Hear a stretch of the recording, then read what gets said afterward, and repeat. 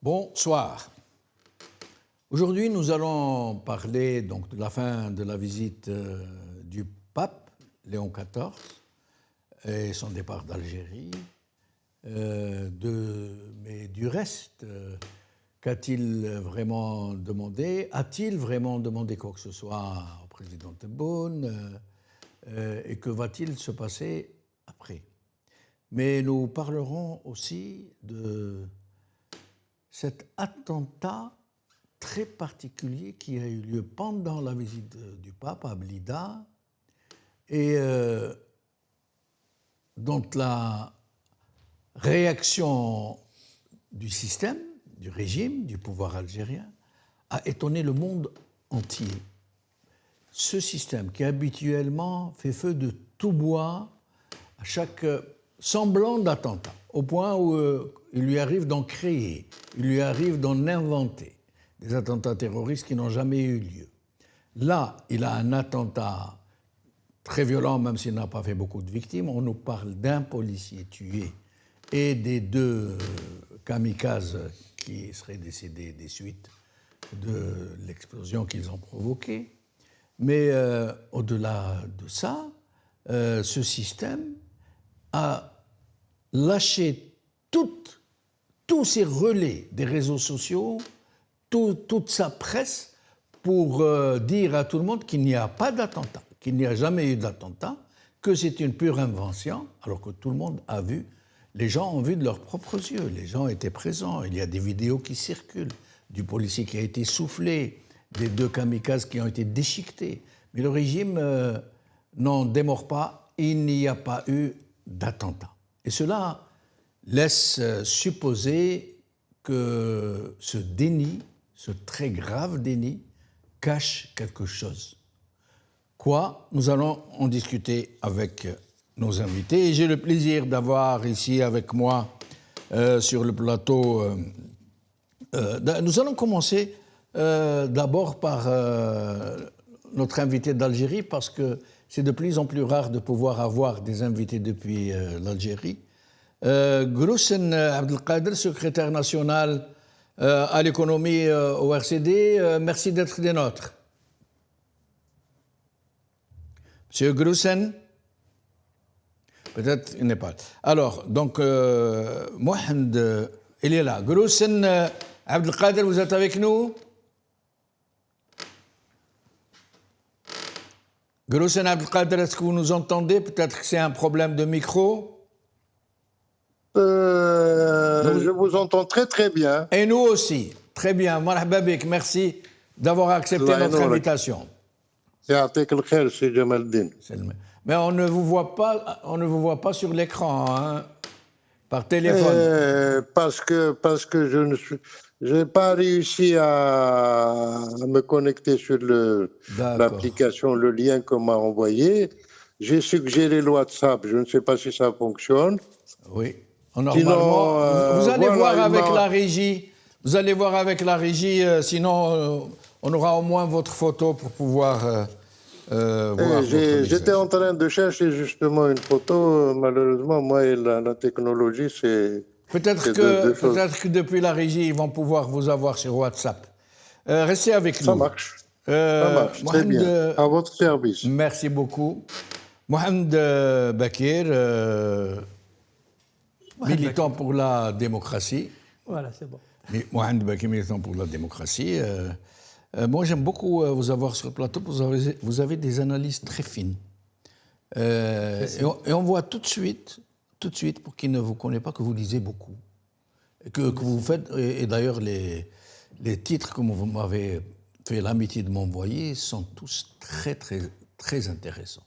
Vous avez le flair pour dénicher des textes, mais alors lumineux, j'allais dire. En tout cas, très éclairant. Merci, Mohamed Bakir, d'être des nôtres.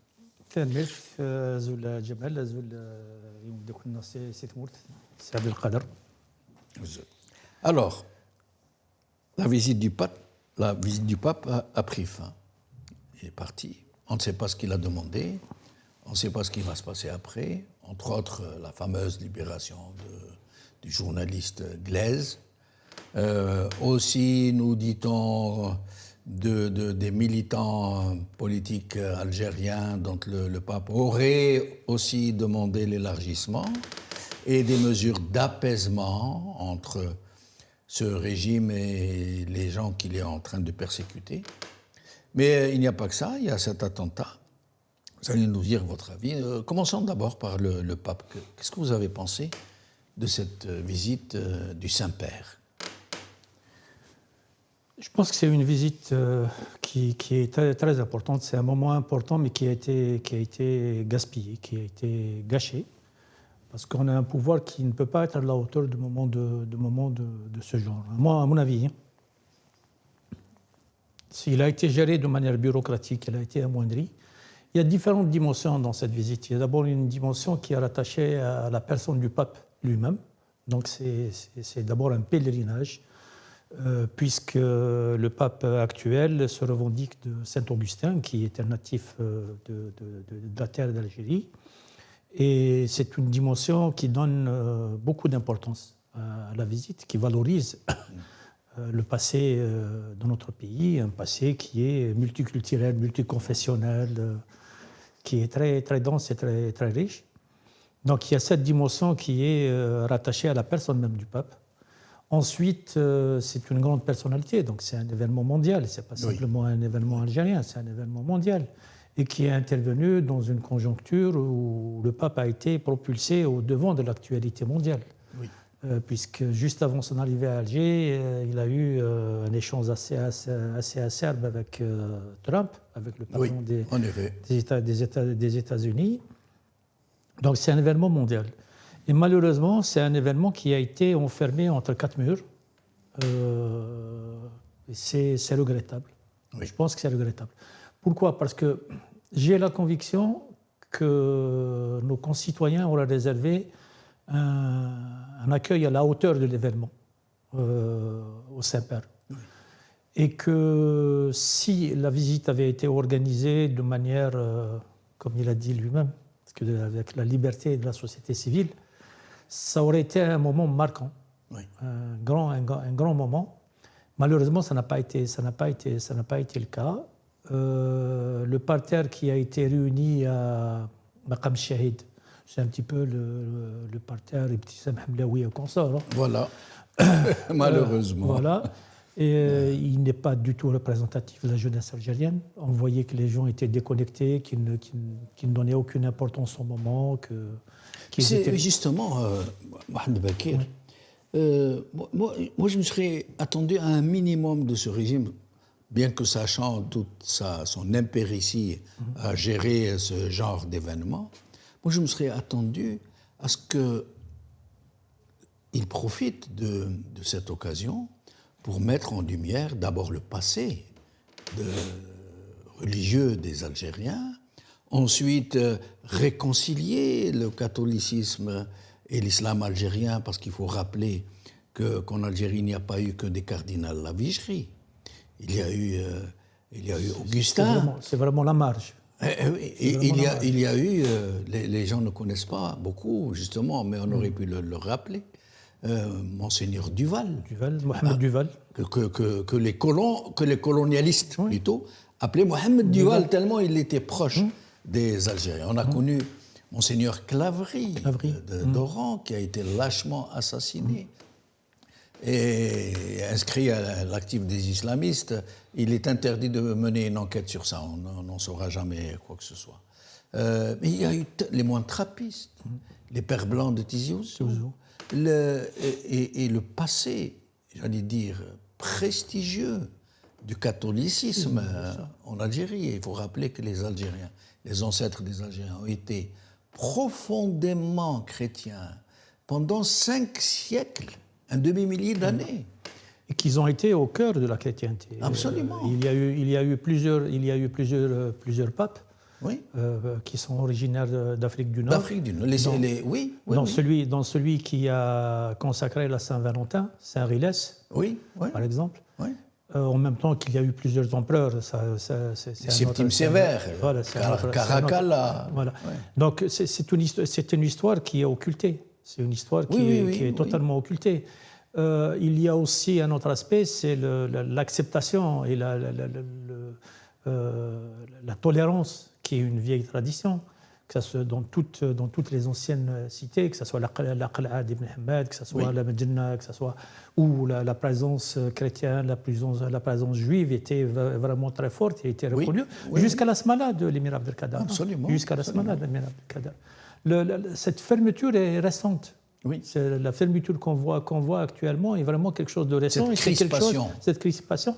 Et c'est quelque chose qui est greffé sur notre société.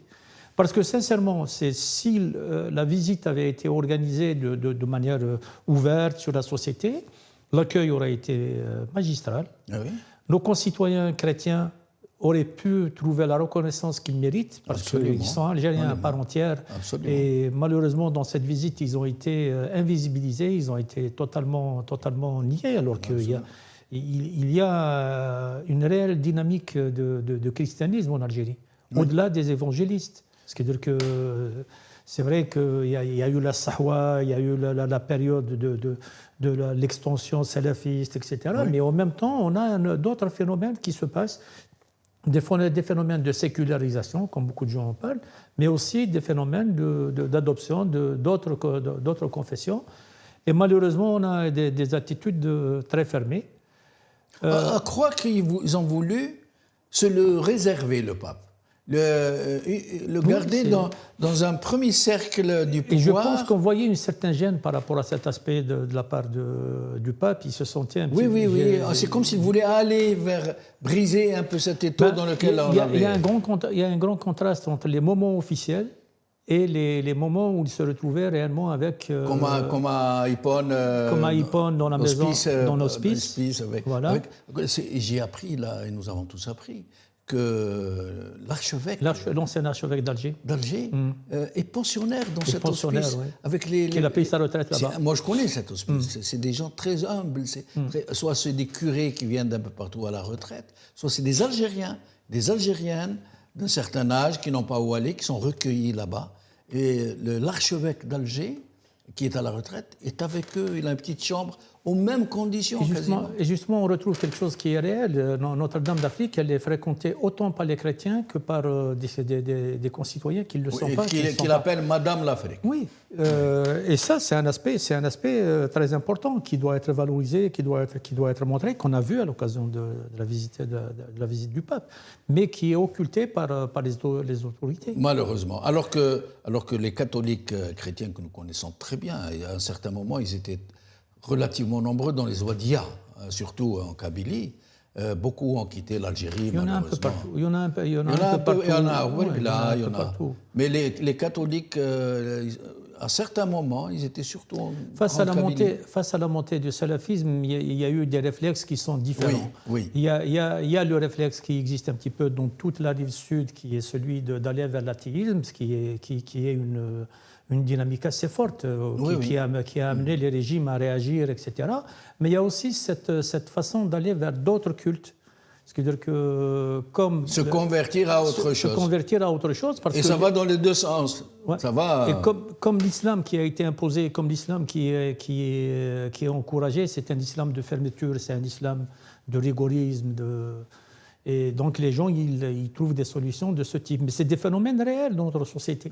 Mais c'est incroyable quand on connaît l'histoire de l'Algérie, des chances qu'on a ratées, même si ça n'a pas toujours été un long fleuve tranquille, mais parce que ce sont les mêmes qui ont été catholiques puis qui ont été musulmans. Ce sont les mêmes. C'est un temps lent. C'est un temps lent, mais c'est une sédimentation où il y a à la fois des ruptures, mais des continuités. Absolument. Par exemple, l'extension de l'islam, l'arrivée de l'islam, qui n'a jamais été implantée par l'épée, contrairement à ce qu'on dit. Ce sont les Morabitoun, ce sont les prédicateurs almoravides qui étaient eux-mêmes berbères, qui ont islamisé notamment la Grande Kabylie. Oui. La Grande Kabylie, il n'y a pas de prosélytisme musulman arabe. Même l'implantation des rostomides de l'ibadisme s'est fait par des prédicateurs, alors que les Omeyyades n'ont fait que prélever de la dîme et des esclaves. Oui, absolument. Ça, c'est un aspect. Et cette diffusion de l'islam, beaucoup la rapprochent avec les circoncilions. avec l'islam populaire, avec la chrétienté populaire, etc. Le terrorisme, parce que les circonciliants, en fait, ils étaient perçus comme des terroristes, parce qu'on les appelait circonciliants, parce que c'était ils rôdaient autour des greniers, comme Célios. Et donc, et à la tombée de la nuit... C'était des rôdeurs. C'est des rôdeurs, des paysans, généralement sans travail, et qui investissaient les villages au nom de Deo Laodes, Dieu soit loué.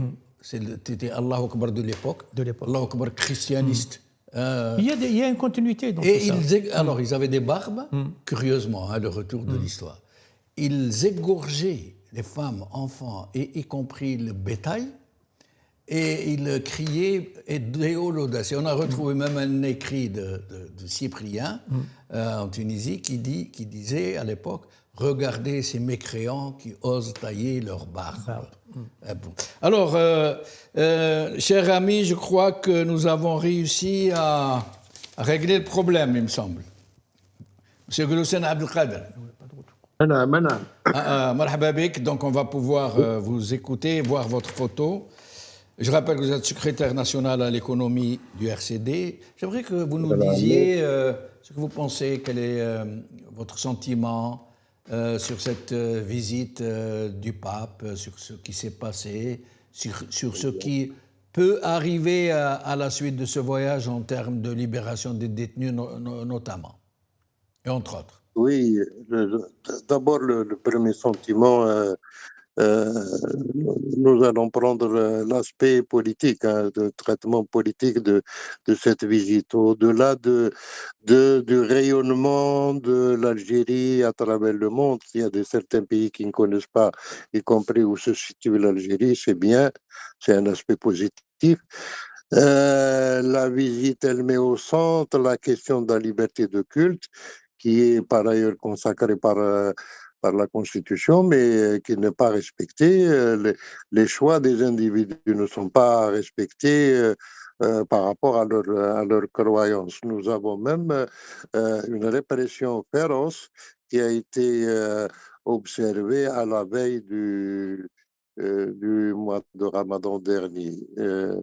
Des gens qui ont été vraiment réprimés dans leur lieu de culte, au niveau des églises, en Kabylie notamment. Donc, et bien sûr, il y a des cas épars comme ça dans l'histoire récente, donc, où les gens qui affichaient leur appartenance au christianisme étaient violemment réprimés, même voire emprisonnés, tout ça.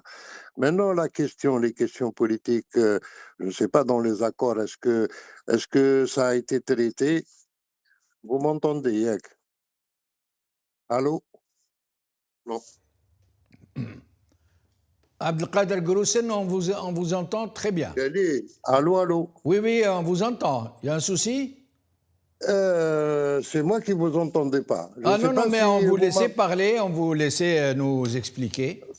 D'accord, voilà. J'ai dit, ce qui nous intéresse, nous, en tant que parti, c'est l'aspect politique de cette visite et son instrumentalisation par les tenants du pouvoir pour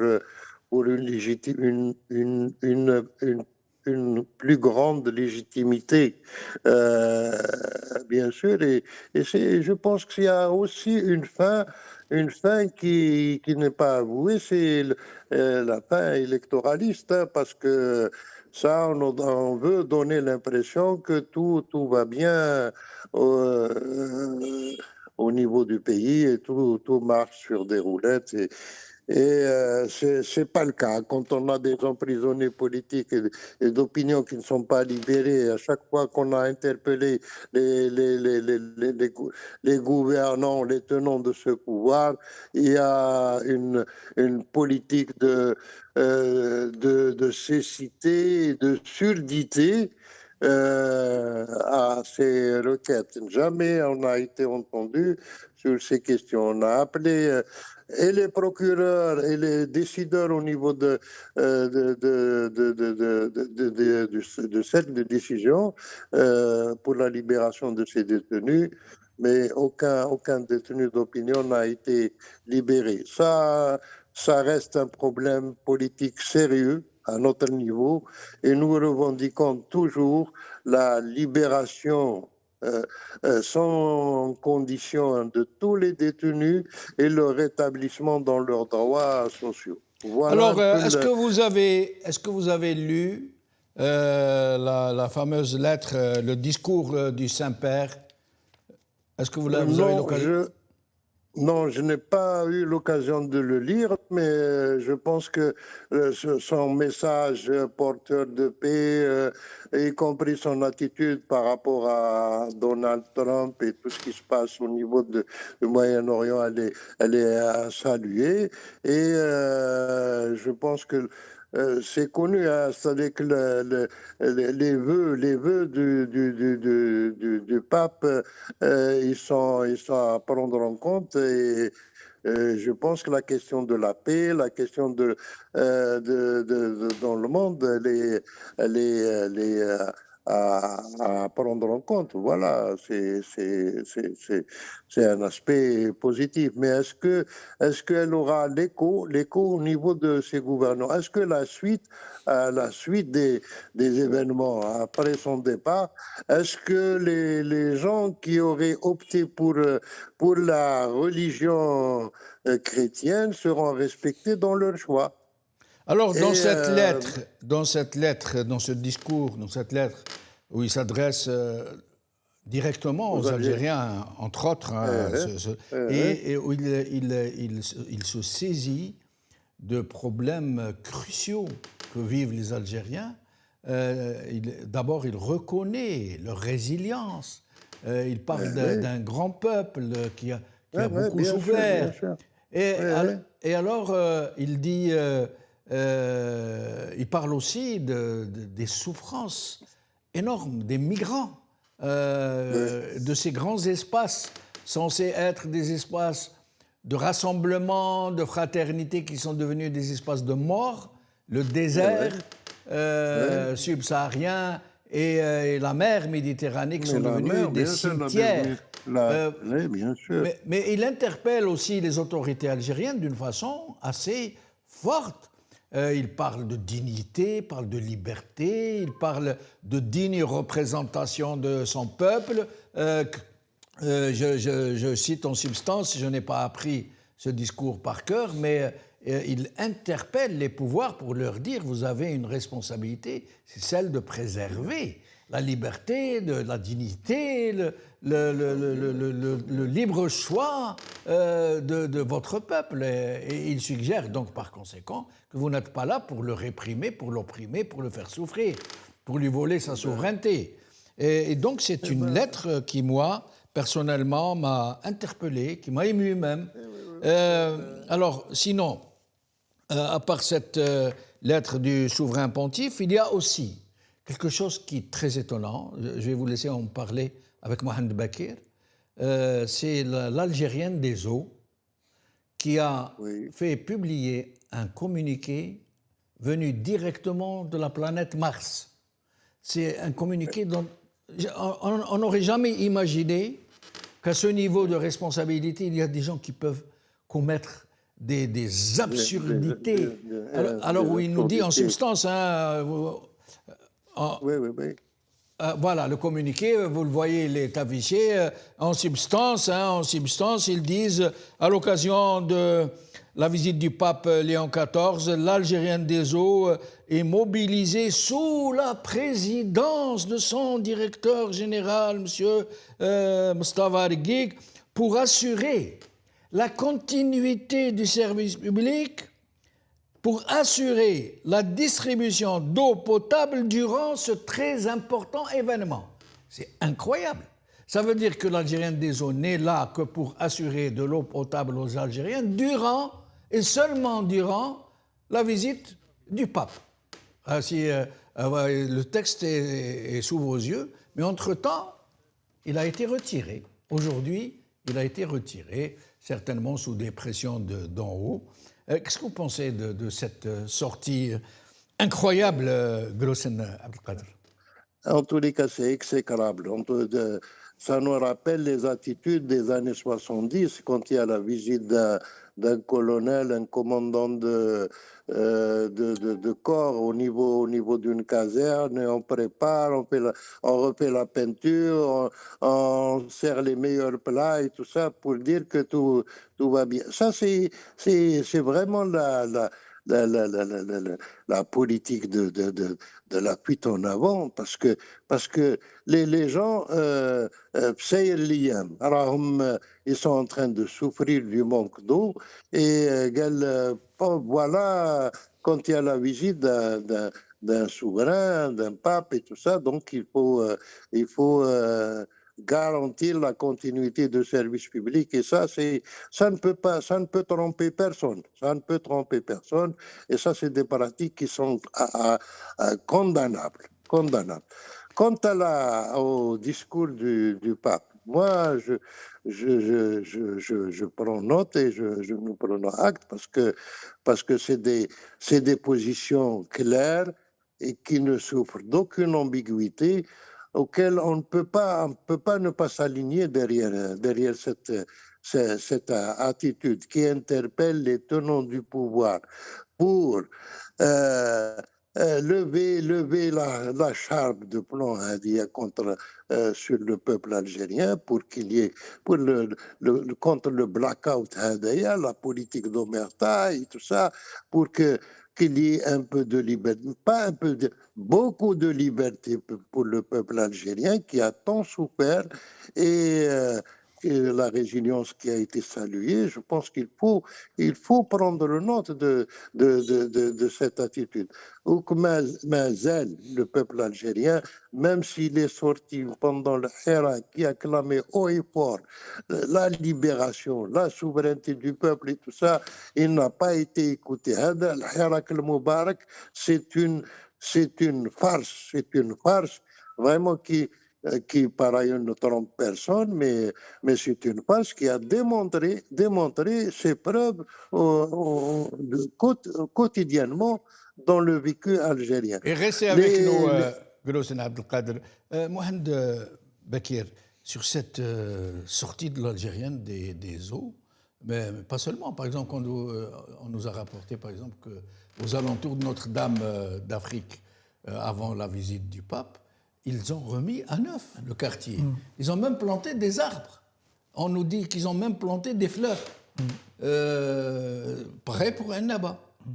Un Naba qui croulait sous les détritus juste avant la visite du pape, qui souffrait d'une pénurie d'eau, mais alors atroce, au point où les gens ne pouvaient même pas se laver. Nous dit-on, hein, moi je vends ce qu'on m'a vendu. Mais là, il paraît qu'ils ont mis le paquet. Pour les endroits où est passé le pape, ça a été complètement transformé. Je peux revenir d'abord au message du pape ou pas? Bien sûr. Bien sûr. Moi, ce que j'ai retenu, il y a plusieurs éléments. Dans les prises de parole du pape, il y a plusieurs éléments à retenir. Le premier élément, c'est au niveau de Maqam Shahid, où il y a eu un mot de condamnation sur le colonialisme en tant que système. Oui. Ce qui est quand même quelque chose de notable.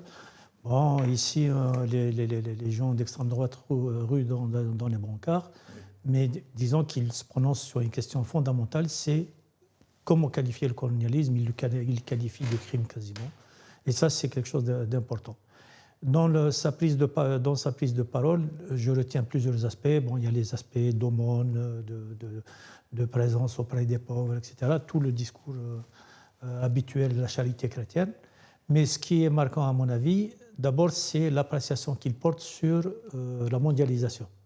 Le passage sur la mondialisation me paraît très important, puisqu'il dit que l'humanité est à un stade où elle peut assurer le paradis sur Terre, alors que la misère continue à être administrée par les puissants. C'est une parole, je pense que c'est une parole très forte, et c'est quelque chose de structurant dans les rapports mondiaux, c'est quelque chose qui va rester. Il y a enfin le passage sur la société civile, où le message est adressé directement aux autorités algériennes, comme archétype, à toutes les autorités qui sont de ce genre, où il est dit que les gouvernants ne doivent pas assujettir les gens, mais plutôt garantir la liberté des gens, donc garantir une vie dynamique et libre de la société civile. Je pense que c'est une parole très, très forte. Monseigneur Vesco à Annaba a été plus loin, puisque dans son message au pape, il a fait une petite allocution. Il a abordé directement la question des détenus, sans se limiter aux détenus d'opinion, mais abordant la contribution des aumôneries dans les prisons. Il a dit qu'il y a beaucoup de gens qui n'ont pas la possibilité de saluer le pape parce qu'ils sont en prison et qu'ils sont visités, je pense qu'il y a une allusion anglaise, qui sont visités par les aumôneries dans les 60 prisons dans lesquelles les aumôneries chrétiennes actives. Un rappel que je n'avais pas remarqué. Si, Annaba, il l'a fait, Monseigneur Vesco.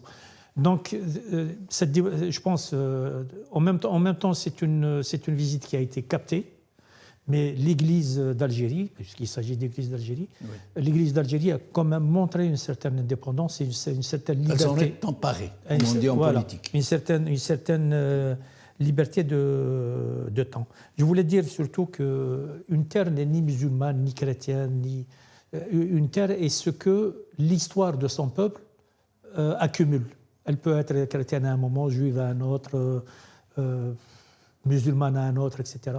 L'ineptie de dire l'Algérie terre musulmane, alors que nous avons des millions d'Algériens à l'extérieur. Ici, dès que quelqu'un dit la France est une terre chrétienne, on va lui sauter à la gorge. Oui. Alors que chez nous, si on nous interdit de dire que c'est une terre musulmane, on voit les conséquences. Donc on devrait quand même apprendre à aborder l'histoire de l'humanité, l'histoire des humains, avec... de façon autrement plus apaisée, j'allais dire. Voilà. Pas besoin de monter sur ce grand chevaux, de mettre des étiquettes partout. L'Algérie est autant terre chrétienne qu'elle est terre juive, qu'elle est terre musulmane. C'est la terre des hommes. C'est la terre des hommes, et c'est le peuple qui fait qu'à un moment ou à un autre, il y ait un élément qui soit plus prépondérant qu'un autre. Absolument. Il y a un aspect aussi qui m'a gêné, surtout dans le discours de Tebboune, c'est cette propension à chaque moment de convoquer Abdelkader. À chaque fois, dès qu'il y a quelque chose, on convoque Abdelkader. On peut dire Abdelkader aussi. C'est un grand homme. C'est un éminent penseur. Oui. C'est un humaniste avant l'heure. Un grand soufi. Ça, c'est indiscutable. Un grand poète. C'est indiscutable. Ouais. C'est indiscutable. C'est quelqu'un dont la mémoire doit être perpétuée et dont l'héritage doit être enseigné. Absolument. Ça, il n'y a aucun doute. Et quelqu'un qui fait partie de la mémoire nationale, qu'on le veuille pas, qu'on l'aime ou qu'on ne l'aime pas. Il fait entièrement partie de la mémoire nationale. Oui. Quelqu'un qui est défait, il rend les armes, c'est une pratique de la guerre. Absolument. C'est tout. Il n'y a rien de déshonorant. Il n'y a rien à redire après sur ça. Après 17 ans de lutte. Il n'y a rien à redire sur ça. Ouais. Mais par contre, l'émir Abdelkader n'est pas le fondateur de l'État algérien. Comment est-ce qu'il est le fondateur de l'État qu'il a fondé lors du traité de la Tafna. Non. Abdelkader est fondateur de l'État algérien tel que Boumedienne l'a décidé. Oui. Tel que Boumedienne a dérangé le repos éternel de l'émir Abdelkader. Parce qu'il a été chercher ses ossements. Alors qu'il a demandé lui-même à reposer aux côtés d'Ibn Arabi, qui était son maître spirituel. Voilà. J'imagine que là où il est, ça n'a pas dû lui plaire. Mais bien sûr que ça n'a pas dû lui plaire. Il a arraché des flancs de son maître à penser. S'il y a une justice à lui rendre, c'est de remettre ses ossements à cet endroit-là. Absolument. S'il y a une justice à lui rendre. Pourquoi ? Ce qui ne se fera jamais. Parce que Boumedienne, n'ayant pas de légitimité par rapport au mouvement national, il se devait d'enterrer tout le mouvement national, toute l'histoire du mouvement national, il se devait de l'enterrer. Comment il l'a enterré ? En convoquant l'émir Abdelkader. Et c'est comme ça que l'émir Abdelkader a été intronisé, fondateur, entre guillemets, de l'État algérien moderne, peut-être. Moi, je ne serais pas... L'État algérien, c'est une longue histoire. Oui. On peut partir de Massinissa, remonter sur les différents empires, les différents États médiévaux d'Afrique du Nord qui sont invisibilisés. Alors que c'est nos États. Absolument. Alors que c'est nos États. Toutes les dynasties qui ont eu lieu dans l'histoire de l'Afrique du Nord, où l'Algérie a une très large part, comme le plus grand royaume du Maghreb central, les Rostémides, qui s'étendait du Maroc jusqu'à la Tunisie, jusqu'en Libye, jusqu'au pays subsahariens, où les gens ont adhéré sans guerre. Ouais. Ce sont les gens qui sont venus prêter allégeance. Ça a été le plus grand État du Maghreb central. À l'époque, c'est comme ça qu'on appelait un peu l'Algérie. Mais il n'y a pas eu que ça. Il y a eu nombreuses dynasties qui vont préciser. Il y a eu les Hammadites, il y a eu... Toutes berbères. Oui. Toutes les dynasties étaient berbères, sauf une, les Aralabites. Mais sinon, les Aralabites, avec la Sicile, la Sardaigne et une partie de la Tunisie. Mais l'histoire, comme vous dites, de l'État algérien, même si on ne l'appelait pas comme ça à l'époque, elle remonte à très loin. Bien sûr. Et je pense que ça, c'est une grande injustice qui est faite à l'émir Abdelkader. Moi, je la vis comme une injustice. Moi, personnellement, je la vis comme une injustice. Peut-être que c'est le rôle des intellectuels d'en parler comme vous êtes en train de l'en parler. Peut-être, oui. Comme c'est le rôle des intellectuels de parler, venant du même homme, M. Boumediene Rabbi Rahmou, qui avait incarcéré deux dépouilles mortelles.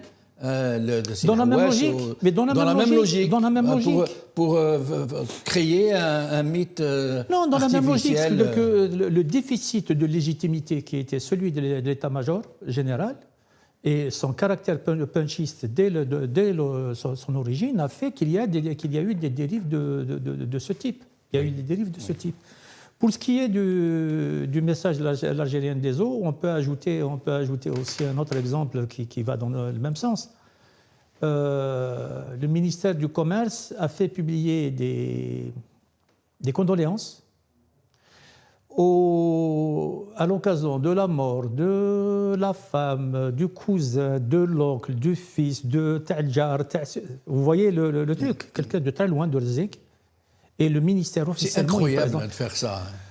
Alors, je pense que c'est des exemples à enseigner comme des contre-communications, comme des exemples parfaits de contre-communication. C'est vrai, voilà. C'est une contre-communication. C'est une contre-communication. C'est de la mégalomanie ostentatoire. Ouais.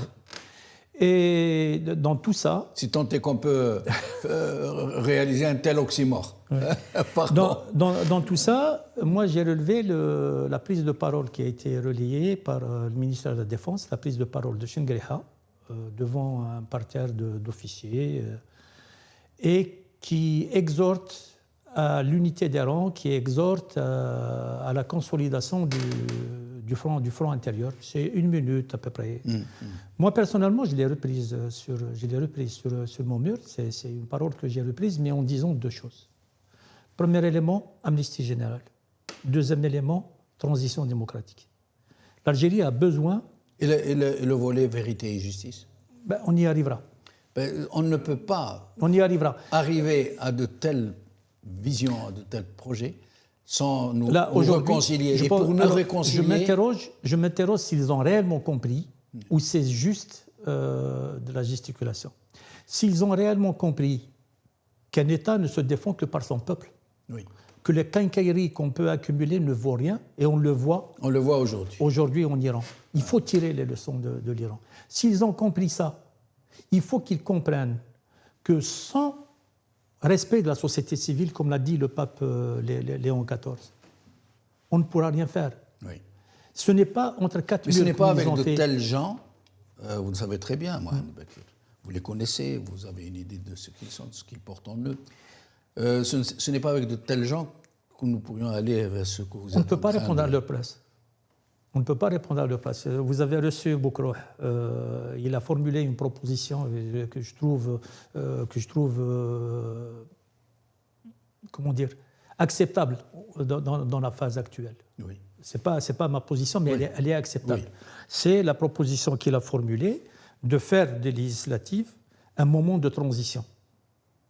De faire de ces élections de législatives que ce soit de vrais représentants du peuple algérien qui soient élus, que ces représentants-là entament déjà une réflexion, un dialogue, une discussion, pour que ce soit le premier pas d'une transition. Je pense que c'est possible. Apprendre en marchant. Voilà. Je pense que c'est possible s'ils ont pris conscience. J'en serais très étonné. Il nous reste une quinzaine de minutes. Nous allons parler d'un sujet très important. Grossen Abdelkader, on va essayer de partager le temps qui reste entre vous deux, parce que le sujet... Hein? J'ai beaucoup parlé encore une fois. Non, du tout. J'essaie de... Je crois que vous êtes à peu près... Comme il va maintenant prendre la parole, M. Grossen, il va rattraper le retard. Non, je n'ai aucune compensation à faire. Hein. J'apprécie l'intervention de M. Bekir. Je pense que c'est bien ça le nom. Hein. Oui, c'est bien ça. J'apprécie parce qu'il y a deux axes sur lesquels on s'est battu par rapport à la transition démocratique, le respect. Et la chose qu'il ne faut pas oublier, parce qu'au vu des manœuvres de ce pouvoir, par rapport au multipartisme, avec la nouvelle loi et la loi électorale, la nouvelle loi sur les partis, j'entends, hein, et la nouvelle disposition électorale et le réaménagement de la Constitution avec soi-disant son aspect technique, je pense que c'est pas, ça n'augure pas de bonnes. Alors, ce qui fait, nous avons des appréhensions parce que les libertés sont étouffées. Moi, si vous permettez, M. Grossen Abdelkader, le sujet est très important, mais comme on a un autre sujet qu'on doit traiter maintenant, je vous propose, si vous le voulez bien, de revenir dans cette émission pour traiter de ce sujet, exclusivement de ce sujet, dans les jours qui viennent. Si vous êtes d'accord, vous êtes déjà partie de cette émission pour en parler. Mais aujourd'hui, j'aimerais vous poser une question sur cet attentat qui a eu lieu et que, curieusement, très curieusement, ce régime nie totalement.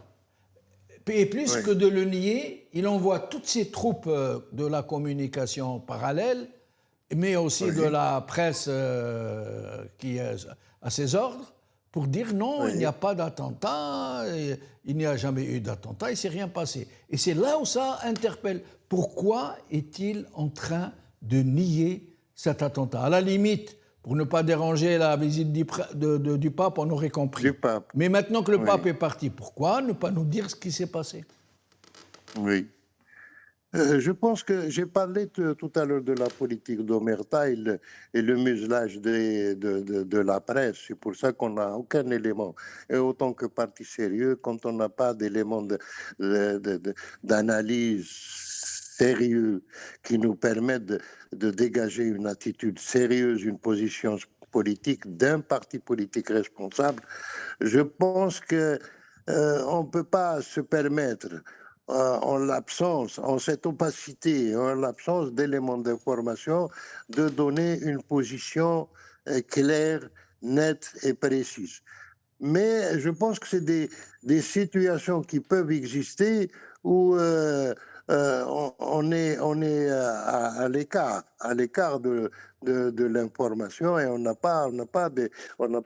aucun élément, hein, aucun élément, parce que, comme j'ai parlé de la politique d'Omerta, c'est oui, mais Grossen Abdelkader, généralement, d'ailleurs on nous le reproche, de faire dans la spéculation, de faire dans...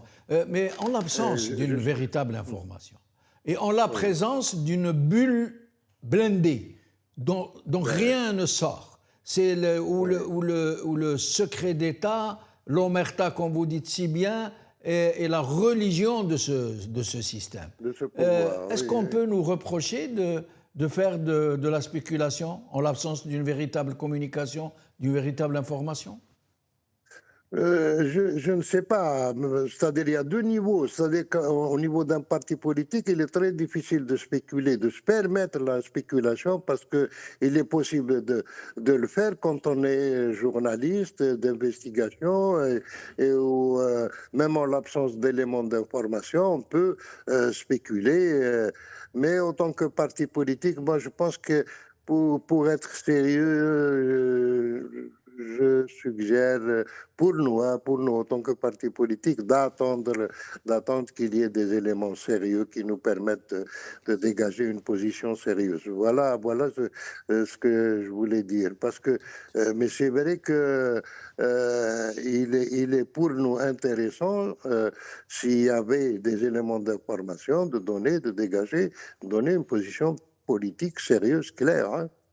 Moi, je vais vous poser une question claire, et ça ne vous engage en rien d'y répondre à peu près, pour rester dans le cadre à peu près normal de votre parti politique, j'entends et je comprends parfaitement. Si je vous disais, par exemple, moi, qui ai le droit de spéculer, qui ai le droit de faire des plans sur la comète, si je vous disais que ce régime a compris une chose, c'est que cet attentat est venu de son sein, que c'est une partie de ce régime même qui a provoqué cet attentat, comme ils ont l'habitude de le faire dans leur fameux terrorisme pédagogique, pour peut-être rebattre les cartes. Parce qu'en ce moment, comme toutes les cartes sont entre les mains d'une seule personne qui est devenue l'homme fort par défaut, peut-être qu'en procédant à rebattre les cartes et que tout le monde reparte d'une façon un peu à égalité, peut-être que ça pourrait permettre de renégocier les parts de pouvoir. Qu'est-ce que vous en diriez? De toute manière, pour être honnête avec vous, rien n'est à écarter. C'est-à-dire que le pouvoir, il nous a habitués à des machinations, des manœuvres. Rappelez-vous, plusieurs épisodes de scénarios qui nous ramènent des gens pour intervenir à la télévision, pour avouer des crimes qui n'ont pas été commis, comme quoi Wahdiji avec, je donne un exemple comme ça au passage, Wahdiji avec une voiture plein d'armes et d'armements, pour le port, comme un visiteur, un touriste qui veut commettre des attentats terroristes et comme ça, comme si on veut nous faire admettre des choses, des trucs de ce genre. C'est pour ça que je vous dis, rien n'est à écarter. Si on devait spéculer, entre citoyens, on peut spéculer. Le pouvoir, il a l'habitude à organiser des phrases comme ça pour l'exploiter à des fins politiques et de remonter sur des échafauds pour dire que là, on est là, on est présent pour protéger et les citoyens et les institutions. Merci. À votre service. Merci à vous. Restez avec nous jusqu'à la fin de l'émission. Oui. Mohamed Bakir, vous allez avoir à peu près 4 minutes, c'est ce qui reste de l'émission. Sur ce sujet, qu'est-ce que vous pensez de cet attentat qui n'existe pas? Si, l'attentat, il existe, il y a eu des vidéos qui ont circulé. Il y a KTO, la chaîne catholique, qui a repris l'information. Est-ce que vous allez avoir vos 4 minutes, mais nous allons d'abord écouter ce que disent la chaîne du Vatican. Écoutez bien, c'est fort de café. Bonsoir à tous. Deuxième et dernier jour de la visite de Léon XIV en Algérie et déjà peut-être 3 choses à en retenir. D'abord, l'engagement marqué du régime algérien dans l'accueil du pape avec les critiques venues de certains milieux musulmans et même un attentat en marge de la visite à Blida sans qu'on en connaisse bien les motifs. En tout cas, le pouvoir algérien marque sa volonté que le pays soit reconnu comme un carrefour de culture. Deuxièmement, le positionnement du... Mohamed Bakir, vous avez 4 minutes pour essayer de nous dire votre avis. L'attentat, il est documenté. Il y a des vidéos qui ont circulé qui sont très nettes. Donc il peut y avoir des interrogations. D'abord, est-ce que c'est lié à la visite du pape? Pourquoi sur Blida, qui est la première région militaire, donc l'un des épicentres du régime. Mais... Bon, moi, je me suis fait une petite opinion, mais comme ça, parce que avec les éléments que j'ai pu recueillir, je ne peux pas dire que c'est vraiment une lecture qui peut s'imposer. Face à un attentat, d'abord, on se pose la question de la revendication. Est-ce qu'il y a une revendication ou pas? Non. Pour le moment, il n'y a pas de revendication. L'identité des personnes n'a pas été révélée. Ce serait un élément d'appréciation important, de savoir si c'est des gens qui sont connus pour des liens avec les milieux, d'une tendance politique, islamiste ou autre, etc. L'élément que je retiens, d'après ce que j'ai vu, il me semble que l'explosif qui a été utilisé n'est pas un explosif de haute densité. C'est plus de la poudre ou un explosif... Parce que la sphère d'impact n'est pas importante. Y compris les dégâts sur les corps des kamikazes. Ils ont été quand même déchiquetés. Ils ont été déchiquetés au niveau de l'abdomen, du thorax, du tronc, au niveau du tronc. Les pieds, par exemple, leurs pieds sont restés intacts. Mais déchiquetés quand même. Hein. Oui. Je pense plus à quelque chose d'improvisé, deux personnes pressées d'aller retrouver les Houris, au paradis peut-être. Mais bon, c'est un élément à suivre.